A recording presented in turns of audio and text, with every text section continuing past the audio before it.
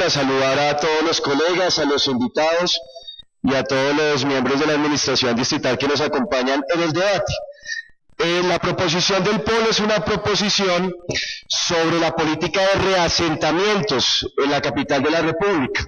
Y el reasentamiento es una política para trasladar una vivienda, o para adjudicarle a una familia una vivienda distinta a la que habita actualmente. Y básicamente es por dos razones. La primera es porque esa vivienda o esa familia está en una zona que ha sido declarada como una zona de alto riesgo no mitigable. Y como no es mitigable, entonces la única solución es trasladar a esa familia a otra vivienda donde esa zona no sea insegura para su integridad y para su vida. Y la otra causa por la cual se hace un reasentamiento es por una obra pública. Entonces van a ampliar alguna avenida, entonces tienen que expropiar unas viviendas, a esa familia hay que trasladarla a otra vivienda. Este debate, concejal Lozada y colegas, va a centrarse principalmente en el reasentamiento por alto riesgo no mitigable. Y considero que es un debate muy importante, sobre todo por lo que ha vivido el país en las últimas semanas y las grandes tragedias de Mocoa, Chocó, Manizales, donde todos los expertos han dicho: esa tragedia estaba advertida, todo el mundo sabía lo que iba a suceder en Mocoa y en Manizales, y la administración no tuvo una buena política para evitar que fenómenos naturales como los que se pueden presentar terminen convertidos en grandes desastres sociales y económicos. Y yo creo que en Bogotá está sucediendo lo mismo, y digo de una vez la tesis: yo creo que esa política de reasentamiento de esta administración y de las pasadas administraciones, porque prácticamente es la misma y no la han cambiado hasta el momento, es una política muy deficiente que sigue poniendo en riesgo la vida de miles de ciudadanos que hoy habitan zonas de alto riesgo no mitigable. Y para poder explicar con cierto detalle esto, permítanme, y les ofrezco de pronto excusas si esta primera parte es muy teórica, hablar de algunos conceptos que se deben entender para saber qué es el alto riesgo no mitigable. Principalmente estamos hablando de qué es la amenaza, la vulnerabilidad, el riesgo y la mitigabilidad. O sea, si uno no tiene claro todos estos conceptos desde el punto de vista teórico, pues no entiende bien qué es lo que está sucediendo. Finalmente, el alto riesgo no mitigable es la combinación de todos esos factores y conceptos que están en esa diapositiva. Comencemos entonces primero con la amenaza. La amenaza es el peligro inminente que se concrete o se materialice un fenómeno natural, una inundación, un deslizamiento, una remoción en masa, una avalancha. O sea, por las características físicas de determinadas zonas de la ciudad y del mundo, pues existen amenazas, y esa amenaza dependiendo... ¿No se oye bien, concejal Sergio? Gracias, concejal Silvio. Entonces, dependiendo de si la probabilidad es alta y dependiendo también del poder destructivo de un fenómeno natural, entonces esa amenaza se puede clasificar como una amenaza alta, media o baja. Pero el hecho de que exista una amenaza, o sea, el hecho de que pueda existir un fenómeno natural con capacidad destructiva, no quiere decir que haya alto riesgo para las personas. Voy a poner un ejemplo: en la Florida es una zona donde hay una amenaza de huracanes, porque es una zona por sus características donde hay una temporada de huracanes. Pero habría amenaza alta en todo el estado de la Florida, pero en las zonas donde no vive gente no hay alto riesgo, hay simplemente una amenaza alta destructiva. Y no hay alto riesgo porque no hay ninguna persona expuesta a esa amenaza. Por lo tanto, para poder definir el alto riesgo, además de la amenaza, además de la probabilidad de que se produzca un fenómeno natural, debe existir otro concepto que es el de la vulnerabilidad. ¿Y qué es la vulnerabilidad? La vulnerabilidad es el grado de exposición en que se encuentran unas personas ante la probabilidad de que ocurra un fenómeno natural que le genere daño a sus vidas y a sus bienes, o sea, que produzca muerte, que produzca daños a su integridad y también a sus bienes. Y esa vulnerabilidad no depende de características naturales de una zona. Esa vulnerabilidad sobre todo depende de factores sociales, económicos y políticos. Por eso es que muchos de los expertos, después de la tragedia de Mocoa y de Manizales, lo que han dicho es incorrecto decir que son desastres naturales. No, no son desastres naturales, son desastres sociales y sobre todo políticos. Y políticos porque la mala política de los malos gobiernos obligan a que la gente tenga que construir sus viviendas en zonas que presentan una amenaza alta. Entonces, ¿la vulnerabilidad de qué depende? Depende de la ubicación de la vivienda, si la vivienda está en la ribera de los ríos, si la vivienda está en la ladera de las montañas. Depende de factores tecnológicos, por ejemplo, el material con el que se construyen las viviendas y si se construyen con la tecnología suficiente para poder aguantar ciertos fenómenos naturales. Depende de factores educativos, señor director de la INGER, en esto voy a enfatizar ahora más adelante, o sea, que la administración le explique con todo cuidado y de manera sencilla a las personas que están en esas zonas que está en riesgo su vida, algo que no está haciendo la administración, ni esta ni las pasadas, como lo voy a demostrar ahora más adelante. Y también depende de factores políticos e institucionales, si hay una buena planificación del ordenamiento del territorio, si se implementan una serie de políticas para que esa vulnerabilidad no sea alta. O sea que la vulnerabilidad sobre todo depende de factores económicos y políticos y sociales. Y por eso es que cuando se presentan fenómenos naturales como una avalancha o un deslizamiento, los que principalmente sufren las consecuencias de ese fenómeno natural son las personas pobres que han tenido que construir sus viviendas en las laderas de las montañas, sin la tecnología requerida y sin las obras de mitigación que se requiere. El riesgo entonces es la combinación de estos dos factores. El riesgo es la combinación de la amenaza y de la vulnerabilidad. Si hay una amenaza alta, porque es muy probable que se presenten fenómenos naturales y además las personas están muy expuestas a esos fenómenos naturales, entonces tenemos un riesgo alto de que suceda alguna tragedia como las que han sucedido en las últimas semanas en Colombia. Y ese riesgo alto también depende del desarrollo de un país. Si un país es más subdesarrollado, va a haber mayor riesgo.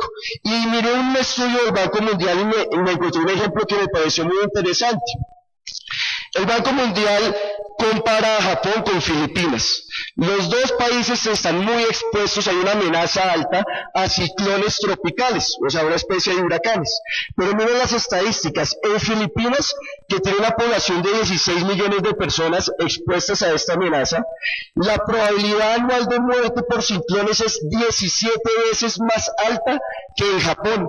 Y Japón tiene 22 millones de habitantes. Eso, por ejemplo, sencillo que demuestra, entre más desarrollado está un país, pues sus personas, sus ciudadanos van a estar menos expuestos, van a tener menor vulnerabilidad a los fenómenos naturales que puedan presentarse.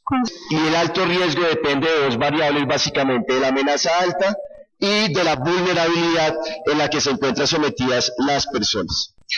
Ahora, viene un debate que ya que comienzo en el debate de fondo, señora secretaria de Hábitat, y es el riesgo no mitigable. Porque puede haber alto riesgo, o sea, alta amenaza y alta vulnerabilidad. Pero el riesgo se podría mitigar y sobre todo se puede mitigar haciendo intervenciones y particularmente lo que tiene que ver con obras de infraestructura, muros de contención o este tipo de obras que llevarían a mitigar los riesgos. Ese es un tema que a mí me ha interesado, incluso antes de ser concejal. Yo tuve la oportunidad de entrevistar a algunos profesores de Ingeniería Civil de la Nacional y en general todos me han dicho todos los riesgos son mitigables, porque la ingeniería llega a un avance tan grande que se podrían mitigar todos los riesgos. El problema, me decían los profesores de la Nacional, son los costos de la obra de mitigación. Y él me explicaba que si los costos de las obras de mitigación son muy altos, y que si sale más barato reasentar a las personas que están en alto riesgo no mitigable, entonces por una consideración política, las administraciones lo que hacían era preferir el reasentamiento a realizar las obras de mitigación. Le rogaría un poquito de silencio en el recinto, ¿esto? Sí, por favor, vamos a hacer silencio a las personas que nos acompañan si quieren ubicarse las personas que están aquí abajo en las barras y nos puedan acompañar para que despejemos entonces pasillos y podamos hacer silencio en el recinto. Sí, ya cuando usted vea mucho ruido, concejal, le pido el favor que haga una pausa y ahí vuelva a ir. Muy gracias. Sí, puede que esto no parezca muy interesante para unos, pero estamos hablando de la vida y la integridad de miles de personas que están en alto riesgo no mitigable, y creo que eso nos debería llamar la atención. Entonces les decía de nuevo, recapitulo. La explicación de si un riesgo es mitigable o no, según los profesores que entrevisté de la Nacional, no depende solo de consideraciones técnicas o de ingeniería, o sea, si se puede hacer la obra de mitigación. Depende también de factores económicos y sobre todo de un análisis que hacen las administraciones, y el análisis es el siguiente: si la obra de mitigación es muy cara y sale más barato reasentar a las personas, pues se prefiere el reasentamiento y se declara esa zona como un alto riesgo no mitigable. Entonces yo el año pasado, preocupado por esto y por una serie de cosas que ahora voy a explicar, le envié a la secretaria de Hábitat una carta en la que le digo: la política de reasentamiento que ustedes están continuando, porque es la misma de las administraciones pasadas, sigue poniendo en riesgo la integridad y la vida de las personas que están habitando zonas declaradas como de alto riesgo no mitigable. Y en la carta planteo la tesis que les acabo de explicar sobre las consideraciones que hacen para declarar o no como una zona mitigable o no mitigable. Y la secretaria me contestó. Esa es la carta que yo le envié, esa es la respuesta de la señora secretaria de Hábitat. Y entonces me dice, la señora secretaria de Hábitat en septiembre de 2016 me dice: es claro y necesario señalar que dicha declaratoria, o sea, la del riesgo mitigable o no se hace en relación a los costos de las obras de mitigación, sino a los estudios técnicos y evaluaciones a escala detallada de las personas. O sea, me dice: usted está equivocado, usted es un ignorante, ¿cierto? No sabe esto. Aquí solamente se tienen en consideraciones las consideraciones técnicas de los estudios en detalle.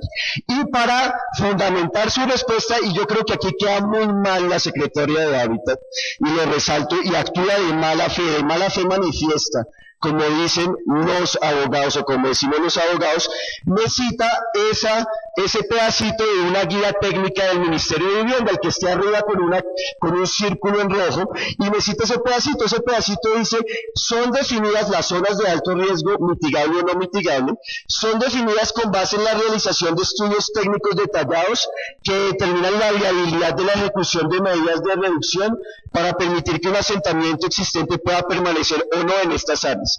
Puntos suspensivos, y resalto los puntos suspensivos, o sea que la señora secretaria de Hábitat no quiso citar el resto de esa cita. Ahora voy a explicar por qué se actúa de muy mala fe, señora secretaria de Hábitat. Sigamos entonces.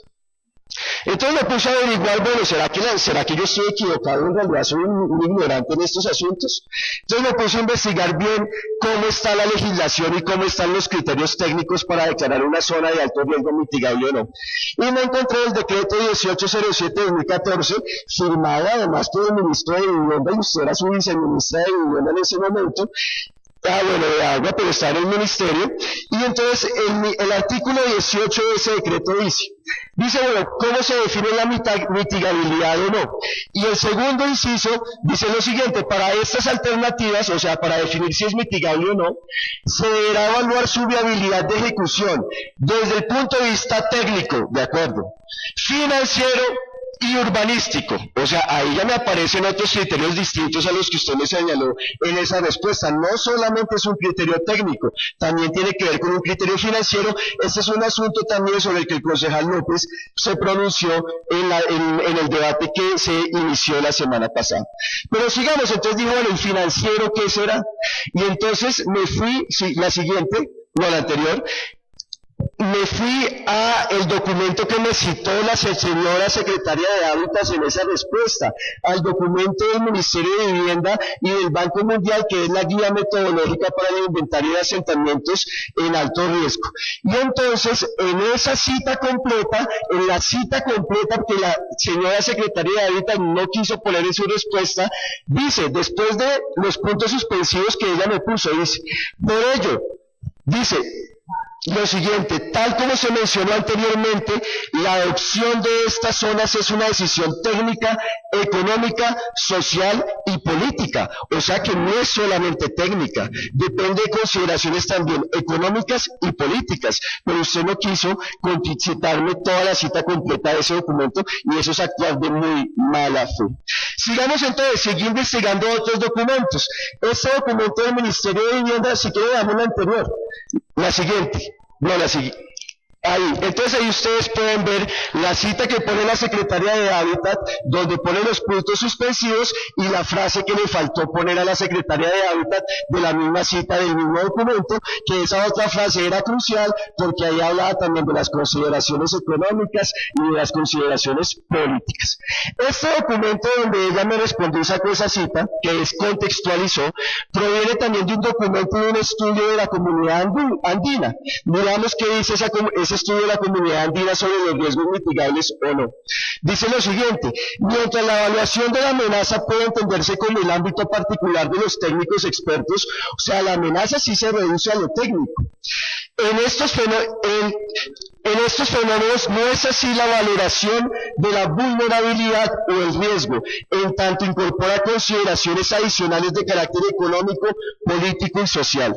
Por ello, valorar la vulnerabilidad y o el riesgo como base para la toma de decisión en el ordenamiento territorial es a la vez un asunto técnico y político. O sea, no es solamente por si las obras de ingeniería se pueden hacer o no se pueden hacer, también depende de otras variables.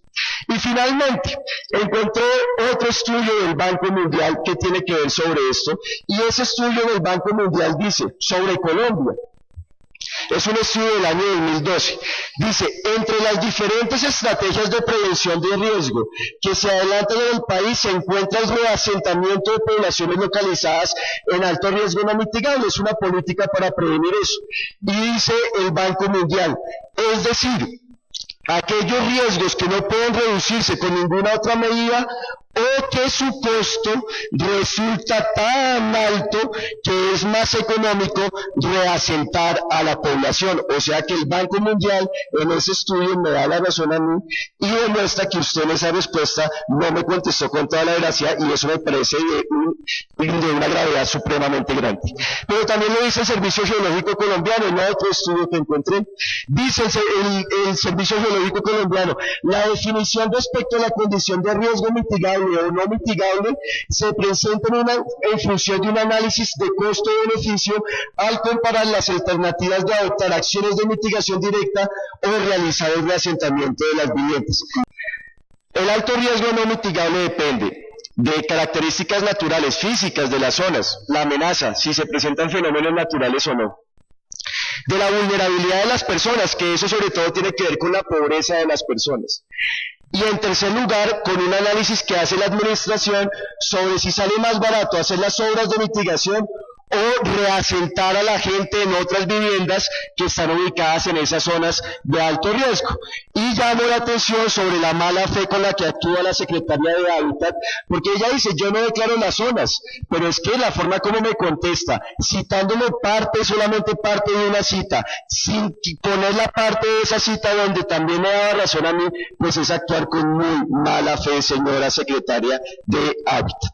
Bueno, entonces el reasentamiento, cuando hacen todas estas consideraciones, el INIGER declara una zona como de alto riesgo no mitigable, y como es no mitigable, la única opción es reasentar o hacer una política de reasentamiento. O sea, a esas familias que viven en estas zonas de alto riesgo les ofrecen viviendas, o les ofrecen mejor un valor, unos recursos,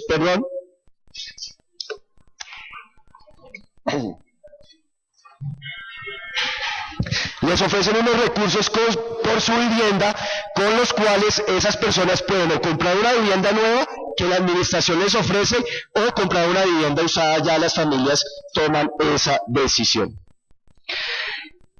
¿Cuál es el problema? Que la forma como está funcionando la política no incentiva, o mejor, incentiva que la gente no se vaya de esas zonas de alto riesgo, sino que se quede ahí. Entonces tenemos un lío, están en zonas de alto riesgo, no hacen las obras de mitigación porque salen muy caro, pero el reasentamiento que les ofrecen no es atractivo para las personas, y muchos de nosotros hemos oído cuando vamos a esas zonas de alto riesgo: yo prefiero que se me caiga la montaña encima, y eso es de un peligro supremamente grave, porque en cualquier momento en realidad la montaña sí se va a caer, y eso puede afectar la vida de miles de ciudadanos. Entonces, en esto yo quiero insistir en una tesis, y es que esa política de reasentamiento, señor gerente de la Caja de Vivienda, no es simplemente entregarles o ofrecerles a las personas un techo y 4 paredes. Aquí es vital que ustedes tengan una política donde les garanticen a esas personas que van a reasentar una vivienda digna, y como lo define la Corte Constitucional en varias de sus sentencias, una vivienda digna significa una vivienda adecuada a las necesidades de esa familia. Y una de las condiciones o de criterios para definir si una vivienda es adecuada o no, es si el espacio de la vivienda es suficiente para que esas personas puedan acceder a una vivienda digna, o sea, que no se tengan que ir a una caja de fósforos en condiciones de hacinamiento, que es lo que está sucediendo actualmente con la política de reasentamiento. Esta es una política que regula el decreto 255 del año 2013, de la pasada administración, concejal Marco Fidel. Yo les he escrito varias veces a esta administración a ver si lo van a cambiar, y ellos dicen: no, démosle, que eso está bueno. Yo creo que ese decreto tiene una serie de problemas que llevan a que no se pueda resolver el problema del reasentamiento de las personas. ¿Y cómo funciona entonces este decreto? ¿Qué es lo que dice? Entonces les decía que no es suficiente garantizar un techo y 4 paredes. Ese decreto 255 de 2013 plantea pues 3 modalidades de reasentamiento, pero básicamente 2, porque hay una que es como la reconstrucción de la vivienda, donde a las personas se les mantiene la misma vivienda, porque pasó algo pero no está en alto riesgo no mitigable, entonces se le puede hacer el mejoramiento de la vivienda, principalmente 2. Una, la reubicación, que es el traslado definitivo, o sea, es una política mediante la cual la administración le reconoce un valor a las viviendas que están en alto riesgo no mitigable. Ese valor mínimo puede ser lo que llaman el valor único de reconocimiento, que es de 50 salarios mínimos, o sea, estamos hablando de 37 millones de pesos. Yo ya les voy preguntando de una vez: ¿qué vivienda se compra con 37 millones de pesos? Usada o nueva, no hay nada que se compre por 37 millones de pesos. Pero además les pueden, si la gente no está de acuerdo con los 37 millones, pueden solicitar un avalúo comercial, a ver si el avalúo comercial es superior. ¿Cuál es el problema con esos avalúos comerciales? Que cuando los hace Catastro, los hace teniendo en cuenta que esa es una zona de alto riesgo no mitigable, o sea que el terreno vale 0. Ahí lo único que le reconoce son los ladrillos, las puertas, la construcción como tal, las mejoras que han hecho, pero no le reconoce nada del suelo, porque eso queda valiendo 0 en el mercado inmobiliario, y esos avalúos generalmente son avalúos muy inferiores, incluso a veces inferiores al valor único de reconocimiento, y la gente entonces dice: yo no voy a irme de mi casa que he construido con mi familia durante 2 o 3 décadas por 36 millones de pesos, con los cuales no voy a tener a dónde ir. Y termina diciendo la gente: prefiero que la montaña se me venga encima, y se quedan allá. Y ahorita vamos a ver las cifras, como la política de reasentamiento tiene unas cifras y unos resultados supremamente mediocres. Pero la otra forma de hacer el reasentamiento es un mecanismo temporal que se llama la relocalización temporal, que básicamente es que el distrito consigue arriendos y paga arriendos para las familias que están en alto riesgo no mitigable, en un riesgo inminente, o que ya tuvieron alguna afectación, y les va pagando el arriendo hasta que le consiguen una vivienda ya para su traslado definitivo. Y el INGER también adelanta, por otro lado, una política de reasentamiento que consiste en adquirir los predios haciendo los avalúos comerciales. Los resultados de esta política han sido siempre mediocres en todos los gobiernos, y ha sido prácticamente la misma. En el gobierno pasado se añadió que además del valor único de reconocimiento, a las familias se les daba un subsidio distrital en especie, y con eso alcanzaban los 70 salarios mínimos para poder obtener una vivienda de interés popular, de interés prioritario, pero eso tampoco ha funcionado. Miremos un poco las estadísticas. En el gobierno nunca se han cumplido las metas. En el gobierno de Samuel Moreno apenas se cumplió el 66% de la meta, y en el gobierno de Gustavo Petro apenas el 49%. Entre el año 2005 y el 2015, de acuerdo con cifras que me envió la Caja de Vivienda Popular, 11.154 familias fueron catalogadas en alto riesgo no mitigable. Ahí está. Eso fue de las respuestas a esta proposición. 11.154 familias entre el 2005 y el 2015 fueron catalogadas en alto riesgo no mitigable. De esas 11.154, solo han ingresado al programa de reasentamiento 9.396. O sea, tenemos 1.758 familias que están en alto riesgo no mitigable, que no les van a hacer las obras de mitigación porque consideran que es no mitigable y que están ahí a la deriva de ellos porque no han ingresado al programa de reasentamiento. Y en estos mismos años, en estos mismos 10 años, solo se han reasentado 3.967 familias. O sea que si nosotros sacamos el porcentaje de familias reasentadas, solo se han reasentado al 35% de las familias catalogadas en alto riesgo y solo al 42% de las familias que han ingresado al programa en 10 años. Esos son los resultados mediocres. Entonces aquí viene una pregunta que es una pregunta de fondo. ¿El problema es de ejecución? O sea que los anteriores gobiernos no eran buenos gerentes, o el problema es de la política. Yo creo que el problema es de la política, porque los resultados del primer año de ustedes también son resultados que no han cumplido con las metas que ustedes mismos establecieron.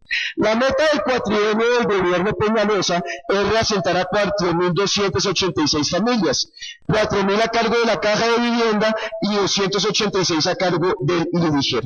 La Caja de Vivienda no ha cumplido con las metas que ustedes mismos se pusieron, y esta información que me está haciendo caras el señor gerente de la Caja de Vivienda Popular la saqué del informe de gestión que ustedes mismos presentaron, que no alcanzamos a poner en la diapositiva.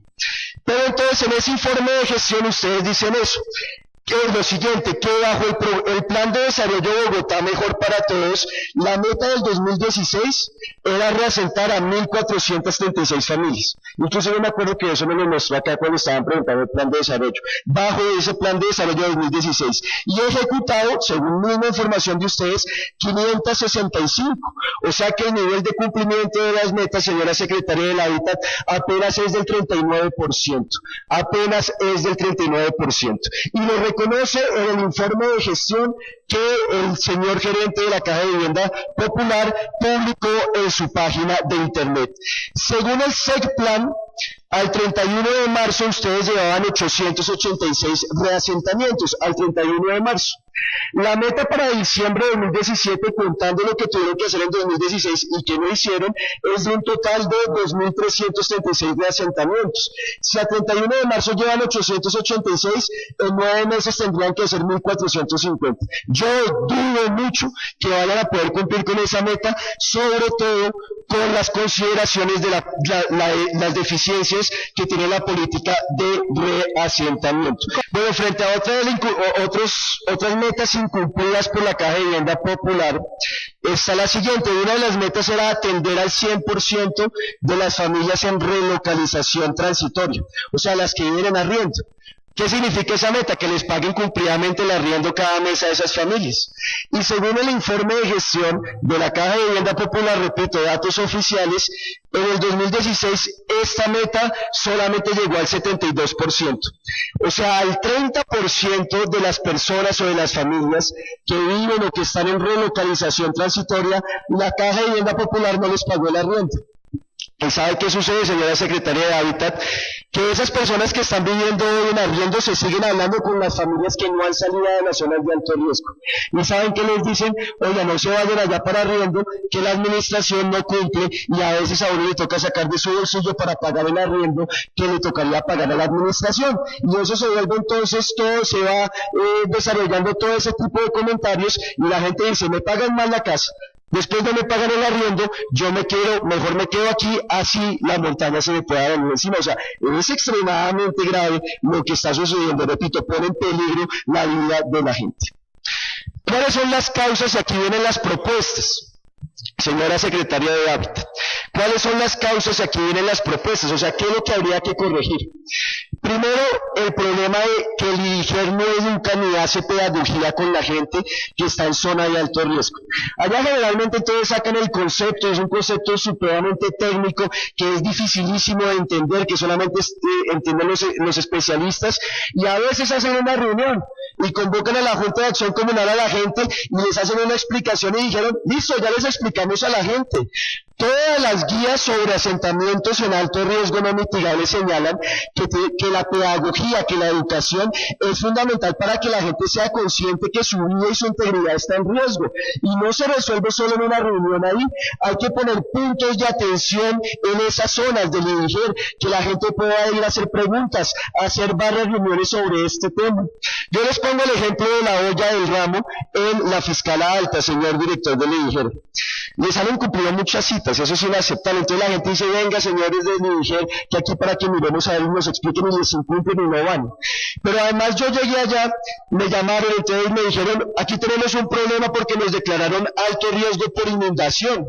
Y resulta que la olla del ramo es como un pequeño cañón, con una quebradita que prácticamente es muy chiquita, casi ni existe, y es un cañón altísimo. Entonces la gente dice, no, pues nunca hay una inundación a 10 metros. Entonces cogí el concepto técnico del IDIGER y resulta que el alto riesgo ya no es por inundación, es por avenida torrencial, porque puede haber una avalancha con un deslizamiento que se haga donde nace la quebrada, pero la gente estaba convencida que era por inundación. Eso significa que no se les ha ido a explicar exactamente y con todo detalle y con toda la paciencia y varias veces cuál es el problema y cuáles son las causas. Y si la gente no es consciente de eso, pues la política de reasentamiento no va a funcionar de manera adecuada. Pero además también hay muchas quejas entre las comunidades que los estudios no se hacen bien. La gente no es tonta, la gente puede que sea pobre, pero la gente no es tonta y la gente sabe que si declaran alto riesgo por remoción en masa, tienen que hacer estudios de subsuelo, detallados, y son las recomendaciones que hacen todas las guías sobre estos asuntos. Y en el caso, por ejemplo, de la urbanización Germinar en Usme, también en la Fiscalía Alta, que se presentó un pequeño deslizamiento en el año 2011, en ese entonces el FOPAE tomó fotos, pero nunca hizo estudios de detalle, entonces la gente no cree que allá estén en alto riesgo no mitigable y el IDIGER no toma medidas para poder explicar bien cuál es la situación y cuáles son las causas de estas cosas. Pero además hay otras cosas que la gente desconfía y yo quiero llamar la atención sobre esto, porque la gente en alto riesgo no mitigable comienza a ver que aparecen construcciones de grandes constructores y licencias de urbanización y licencias de construcción al lado de las zonas donde ellos viven y donde están sus viviendas y que son declaradas de alto riesgo no mitigable. Entonces hacen una pregunta que es supremamente lógica. ¿Por qué a los grandes constructores sí los dejan construir y por qué a nosotros que somos de origen popular nos toca ir? Y eso es una cosa que la gente entiende y la gente no es boba. Y tengo casos que lo demuestran. Por ejemplo, el caso de Nueva Delhi, el barrio Nueva Delhi en la localidad de San Cristóbal. A las viviendas populares, a los barrios populares los declararon en alto riesgo y al lado aparece la constructora Bolívar, uno de los que participaron también directa o indirectamente en la financiación de la campaña del alcalde Peñalosa y está montando un proyecto que se llama Mirador del Este. Entonces la gente dice, oiga, pero si nosotros estamos en alto riesgo no mitigable, o sea que no se puede mitigar, ¿por qué le dan licencia de construcción a la constructora Bolívar? Entonces yo le pregunté en esta proposición a todos, les pregunté, y todos me contestaron lo mismo. No, es que el problema es que ellos no es que estén construyendo Bolívar, no está construyendo en zonas de alto riesgo no mitigable, no, está construyendo en zonas de amenaza alta, y ellos pueden y tienen la capacidad para hacer obras de mitigación, y con esas obras de mitigación, a pesar de que hay amenaza alta, no hay vulnerabilidad, luego no hay alto riesgo no mitigable. Entonces la gente dice, pero nos están discriminando, entonces ¿cómo así? ¿Es mitigable o no es mitigable? Y en esto de construir una amenaza alta, eso es muy peligroso. Recuerden el Recreo, que se construyó durante la primera administración del alcalde Peñalosa y 10 años después terminó en una inundación supremamente grave.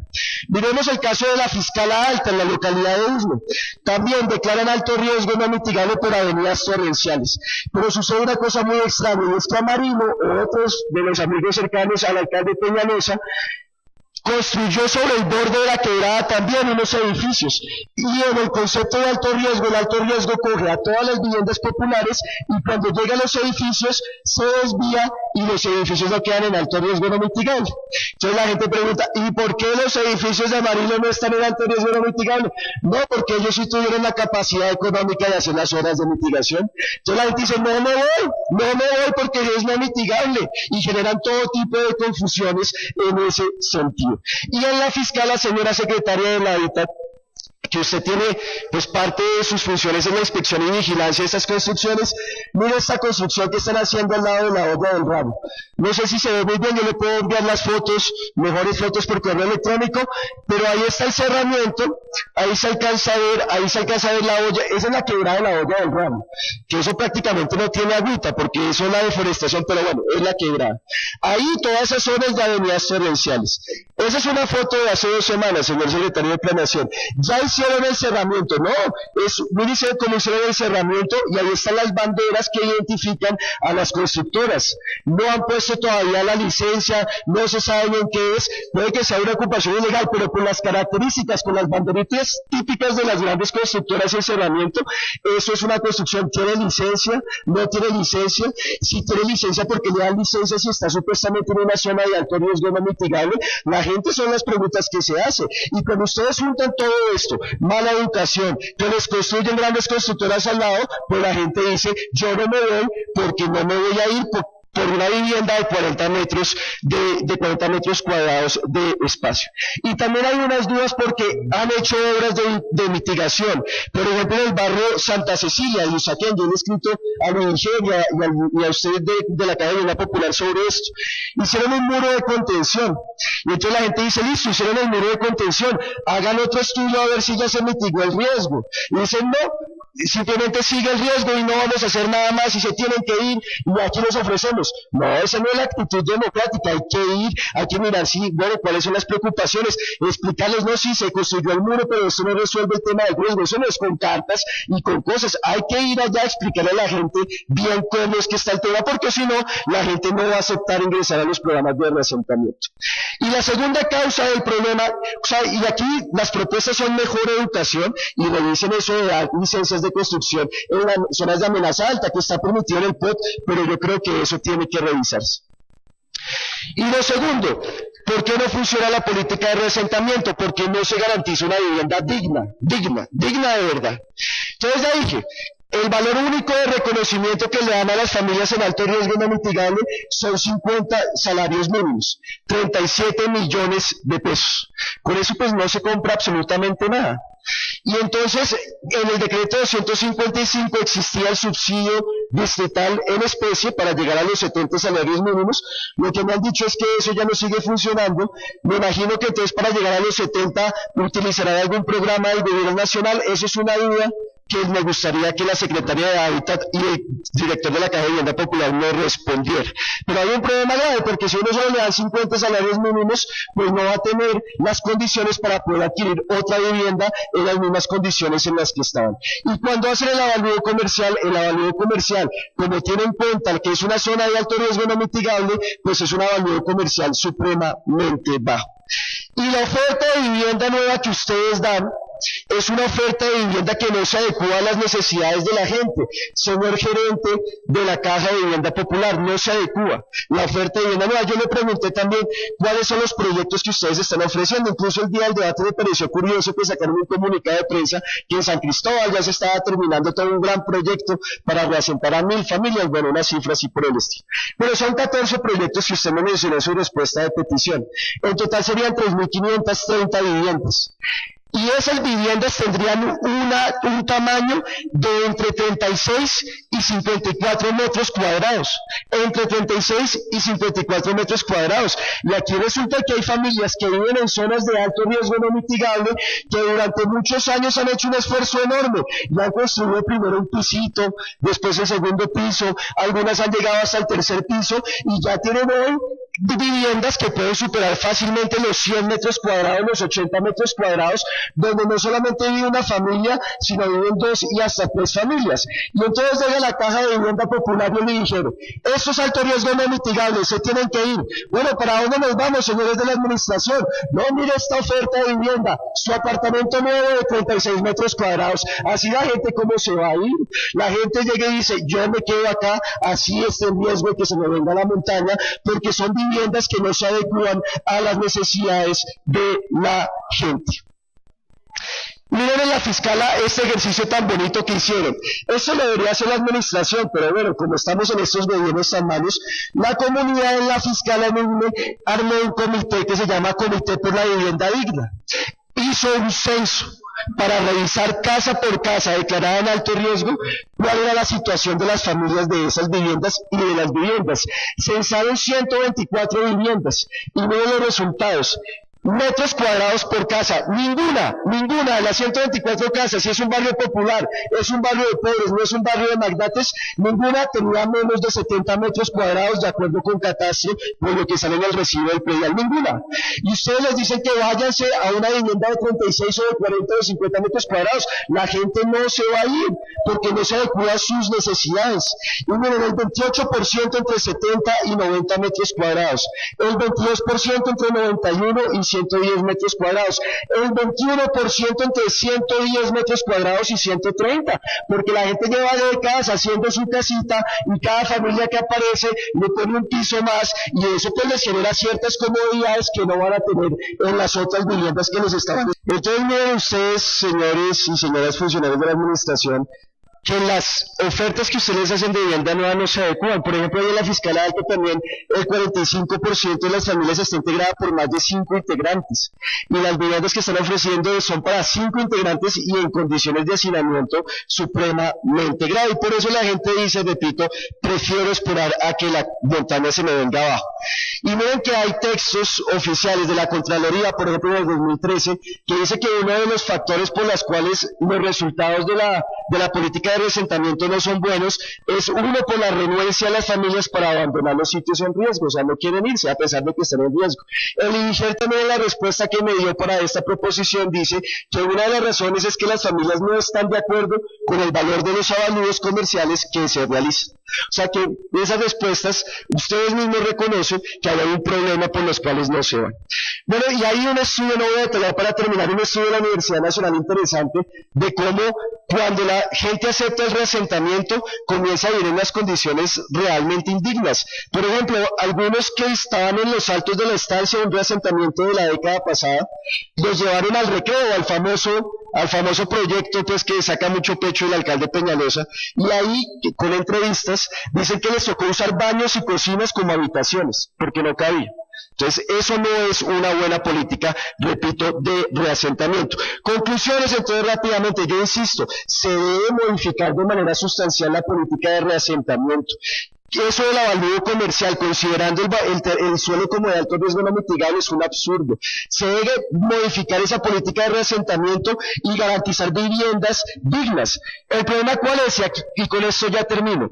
¿Cómo se hace el ejercicio, que es más barato? ¿Reasentar o hacer las obras de mitigación?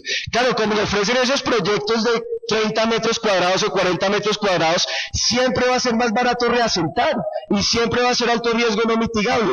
Si ustedes ofrecieran proyectos en las condiciones que requiere la gente, muy probablemente en algunas de esas zonas les salga más barato hacer la obra de mitigación. Ahora, eso es costoso, pero repito, estamos hablando de la vida y la integridad de miles de ciudadanos. La administración no se puede quedar haciendo nada, no aceptaron el reasentamiento, concejal Flores. No, modifiquen esa política y en las zonas donde se puedan hacer obras de mitigación, háganlas. Y donde definitivamente no, pues ofrezcan proyectos de vivienda que se acomoden a las necesidades de los ciudadanos. De lo contrario, vamos a continuar con esta situación, donde los pobres, por sus condiciones económicas, de las malas políticas de esos malos gobiernos, van a tener arriesgada su vida en las laderas de las montañas, en las riberas de los ríos, mientras la cúpula del poder no atiende estas necesidades y este problema como lo debe atender. Muchas gracias, señora Presidenta.